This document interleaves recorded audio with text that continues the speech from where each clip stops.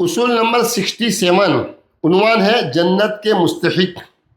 آیت: اعوذ باللہ من الشیطان الرجیم، بسم اللہ الرحمن الرحیم، الذین هم فی صلاتهم خاشعون والذین هم عن اللعب معرضون والذین هم للزکاة فاعلون والذین هم لفروجهم حافظون إلا على أزواجهم أو ما ملكت أيمانهم فإنهم غير ملومين فمن ابتغى وراء ذلك فأولئك هم الأعادون والذين هم لأماناتهم وعهدهم راعون والذين هم على صلاتهم يحافظون أولئك هم الوارثون۔ سورہ المومنون آیت نمبر 2 سے لگا کر 10۔ ترجمہ: جو لوگ اپنی نماز میں عز و نیاز کرتے ہیں اور جو بیہودہ باتوں سے ہر وقت کنارہ کش رہتے ہیں اور جو ہمیشہ زکوٰۃ ادا کر کے اپنی جان و مال کو پاک کرتے رہتے ہیں اور جو دائماً اپنی شرمگاہوں کی حفاظت کرتے رہتے ہیں سوائے اپنی بیویوں کے یا ان باندیوں کے جو ان کے ہاتھوں کی مملوک ہیں، بے شک احکام شریعت کے مطابق ان کے پاس جانے سے ان پر کوئی ملامت نہیں۔ پھر جو شخص ان حلال عورتوں کے سوا کسی اور کا خواہش مند ہوا تو ایسے لوگ ہی حد سے تجاوز کرنے والے سرکش ہیں، اور جو لوگ اپنی امانتوں اور اپنے وعدوں کی پاسداری کرنے والے ہیں اور جو اپنی نمازوں کی مداومت کے ساتھ حفاظت کرنے والے ہیں، یہی لوگ جنت کے وارث ہیں۔ اصول: ان آیات میں اللہ تعالیٰ نے اس بات کو واضح کیا ہے کہ کون کون جنت کا مستحق ہے۔ ہر مسلمان اپنی تمام کوششوں کے عوض بالآخر آخرت کی کامیابی اور اللہ کی رضا چاہتا ہے۔ ہمارے ہاں ہر طبقے نے جنت میں لے جانے والے اپنے اپنے جزوی تصورات بنا رکھے ہیں۔ ہر مسلک اور فرقے کے ہاں جنت کا نصاب الگ ہے۔ سادہ اور اہل علم انسان اسی میں کنفیوز ہو جاتا ہے کہ اس میں سے کون سا راستہ حق ہے۔ مسالک کی کھینچاتانی سے بچ کر آئیے قرآن کی نورانی آیات کی آفاقی تصورات سے جنت کے مستحقوں کا پتہ لگائیں، اور نہ صرف پتہ لگائیں بلکہ یہ بھی دیکھیں کہ کیا ہم ان میں شامل ہیں یا نہیں۔ اگر ہیں تو اللہ تعالیٰ کا شکر ادا کریں اور مزید محنت کریں، اور اگر نہیں تو پھر لرز جائیں، اپنے قدم روک لیں اور دوزخ کی طرف لے جانے والے راستوں کو چھوڑ کر اللہ تعالیٰ کی طرف جانے والے راستوں پر عمل کریں۔ قرآن مجید نے جنت کے مستحق لوگوں کی 7 نشانیاں بتائی ہے، جن میں یہ 7 ہوں گی وہی جنت کا حقیقی مستحق ہوگا۔ ایسا نہیں کہ ان میں سے 1-2 اپنی مرضی کی چیزوں کو چن لیا جائے اور جو مرضی کے خلاف ہیں یا مفادات سے ٹکراتی ہیں یا نفس پر شاق گزرتی ہیں ان کو چھوڑ دیا جائے۔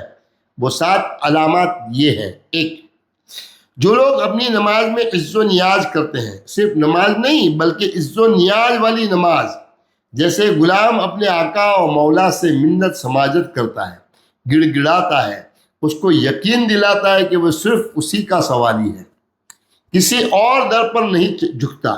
یہ تصور نماز میں اس کی روح ڈال دیتا ہے۔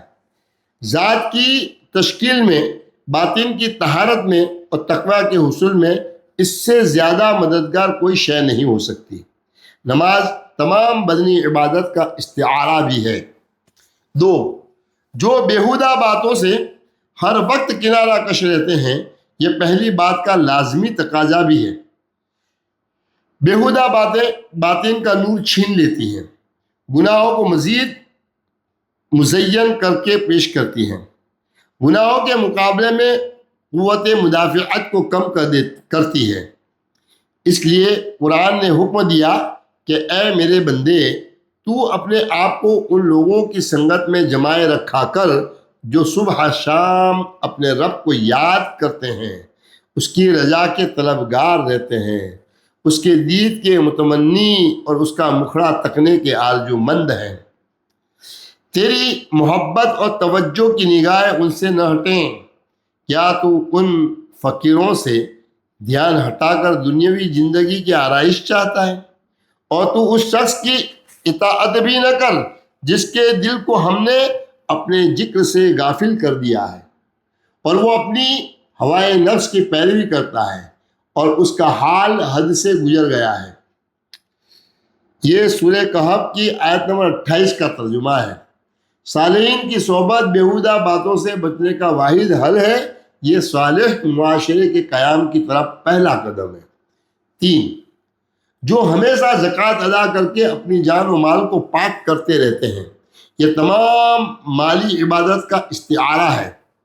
جنت کا مستحق صرف نماز سے نہیں بنا جا سکتا، بلکہ اس کے لیے تعمیر معاشرہ میں اپنا حصہ ڈالنا ضروری ہے۔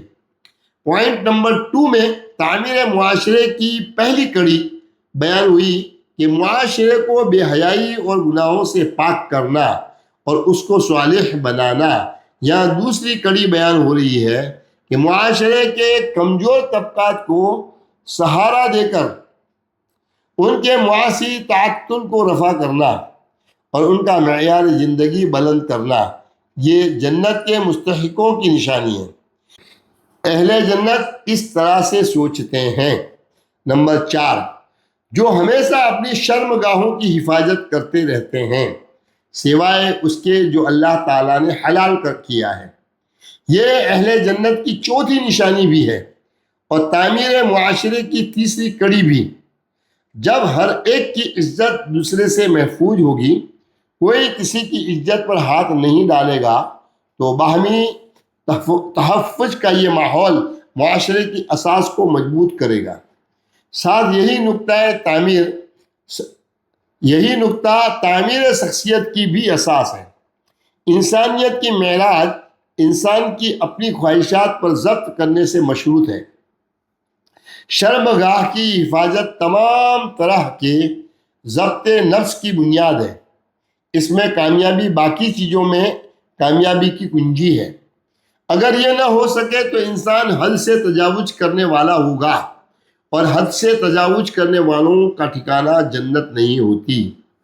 5، جو لوگ اپنی امانتوں کی پاسداری کرتے ہیں، یہ اہل جنت کی 5ویں نشانی بھی ہے اور تعمیر معاشرے کی چوتھی کڑی بھی ہے۔ جب ہر ایک سے دوسرے کا مال و اسباب محفوظ ہوگا، کوئی کسی کی امانت میں خیانت نہیں کرے گا، تو باہمی تحفظ کا یہ ماحول معاشرے کی اساس کو مزید مضبوط کرے گا۔ ساتھ یہی نقطہ تعمیر شخصیت کی بھی اساس ہے۔ 6، جو لوگ اپنے وعدوں کی پاسداری کرنے والے ہیں، یہ اہل جنت کی چھٹی نشانی بھی ہے اور تعمیر معاشرہ کی 5ویں کڑی بھی ہے۔ جب ہر ایک دوسرے کے عہد و پیمان کا پاس رکھے گا اور کوئی معاملات میں غلط بیانی اور وعدہ خلافی نہیں کرے گا، تو ایسے افراد سے جو معاشرہ بنے گا وہ مضبوط اور پرامن ہوگا۔ اس میں انسانی قدریں پروان چڑھیں گی۔ غور کریں تو یہ وعدے کا وسیع تر مفہوم ہے۔ اس میں زبانی عہد کے علاوہ عمرانی عہد، معاشرتی عہد اور آئینی عہد بھی شامل ہے۔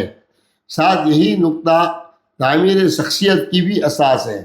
اگر اپنی ذات کی حد تک ہر بندہ وعدے کا پابند ہوگا تو اس کی شخصیت مضبوط بنیادوں پر کھڑی ہو جائے گی۔ 7، جو اپنی نمازوں کی ہمیشہ حفاظت کرنے والے ہیں۔ نماز کی حفاظت سے مرتب ہونے والے نتائج قرآن نے واضح کر دیے۔ جہاں نماز کی حفاظت ہوگی وہاں فحاشی اور گناہوں کے کام بند ہو جائیں گے۔ ہمارے یہاں یہ نتائج کتنے نکل رہے ہیں۔ اس سے نماز کی حفاظت کا معاملہ خود سمجھ لیجئے۔ نماز ایک ذاتی نوعیت کی عبادت ہے، مگر اللہ تعالیٰ نے اس کی مقبولیت کی اساس معاشرتی نتائج پر رکھی ہے، کیونکہ قرآن کا بنیادی مقصد پرامن بامقصد باشعور اور صحت مند معاشرے کا قیام ہے۔ یوں نماز اہل جنت کی 7ویں نشانی بھی ہے اور تعمیر معاشرے کی 6ٹھی کڑی بھی ہے۔ یہی لوگ جنت کے وارث ہیں، کیونکہ یہی لوگ صحیح معنوں میں جنت کے حقدار ٹھہرتے ہیں۔ یہی اعمال تعمیر شخصیت کی اساس ہے۔ تو پتہ چلا کہ جنت میں صرف مہذب اور ذمہ دار لوگ جائیں گے، جو دنیا کی زندگی میں ذمہ داریوں کا برابر احساس کرتے رہیں گے۔ السلام علیکم ورحمۃ اللہ وبرکاتہ۔